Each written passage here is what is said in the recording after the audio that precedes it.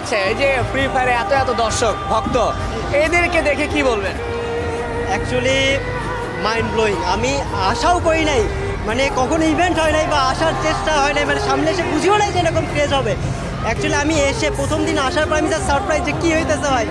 তো আলহামদুলিল্লাহ যে এত সুন্দর ফ্যান বেস ক্রিয়েট করতে পারছি ভাই, আলহামদুলিল্লাহ। কিন্তু আপনার কাছে আমার একটা আবদার আছে, সেটা হচ্ছে যে অ্যাজ এ কন্টেন্ট ক্রিয়েটার বা ই স্পোর্ট জগতের মানুষ হিসেবে কন্টেন্ট বানানোর পাশাপাশি সাবধানতা দেওয়ার ব্যাপারে একটা বার্তা থাকে। ধরুন অনেকেই বলে বা বলার চেষ্টা করে যে ফ্রি ফায়ার বা অন্যান্য ই স্পোর্টসের গেমসগুলো খেললে বাচ্চা কাচ্চা নষ্ট হয়ে যায়, অনেকে আবার আসলে নেশাক্ত হয়ে যায়, নেশার মতো হয়ে যায় যে গেমস খেলে যায়, তাদের জন্য একটা পজিটিভ বার্তা দিয়ে দেয়।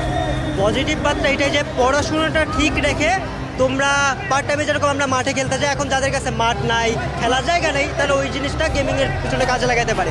আর প্যারেন্টসদের প্রতি আমার একটাই কথা, আপনার ছেলে বা মেয়ের যদি ওই রকম পসিবিলিটিস থাকে যে তারা এদিকে শাইন করতে পারবে, পড়াশোনার পাশাপাশি তাদেরকে এই জিনিসটা সুযোগ করে দেন। যেরকম জবের জন্য মানুষরা চেষ্টা করে, সেরকম স্পোর্টসও একটা জব হবে ভবিষ্যতে, যেটা আমরা দেখতেছি কন্টেন্ট ক্রিয়েশন একটা জব হবে। বাইরের দেশে তাকালে এই জিনিসটা আমরা অ্যাকচুয়ালি এক্স্যাক্টলি লক্ষ্য করতে পারি যে তারা কন্টেন্ট ক্রিয়েশনের দিক দিয়ে কতটুকু আগায় গেছে। তো এইটাই আর কি, যে বাবা মায়ের উদ্দেশ্যে আমি বলবো সন্তানদের সুযোগ দিতে থাকেন। আর সন্তান যারা আছে, আমাদের বয়সী যারা আছে, তাদের বলবো পড়াশোনা ঠিক রেখে পরে গেমিং করো, পরে যা হওয়ার হবে।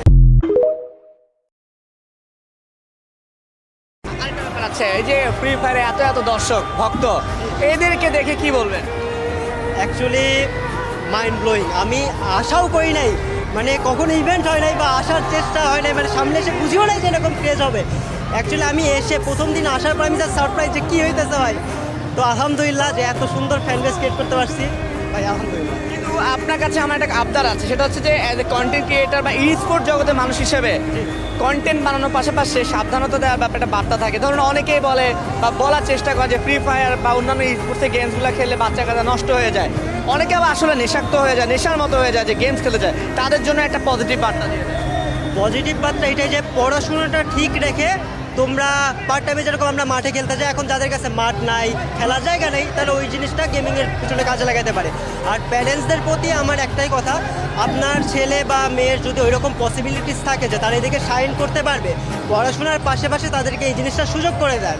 যেরকম জবের জন্য মানুষরা চেষ্টা করে, সেরকম স্পোর্টসও একটা জব হবে ভবিষ্যতে, যেটা আমরা দেখতেছি কন্টেন্ট ক্রিয়েশন একটা জব হবে। বাইরের দেশে তাকালে এই জিনিসটা আমরা অ্যাকচুয়ালি এক্স্যাক্টলি লক্ষ্য করতে পারি যে তারা কন্টেন্ট ক্রিয়েশনের দিক দিয়ে কতটুকু আগায় গেছে। তো এইটাই আর কি, যে বাবা মায়ের উদ্দেশ্যে আমি বলবো সন্তানদের সুযোগ দিতে থাকেন। আর সন্তান যারা আছে, আমাদের বয়সী যারা আছে, তাদের বলবো পড়াশোনা ঠিক রেখে পরে গেমিং করো, পরে যা হওয়ার হবে।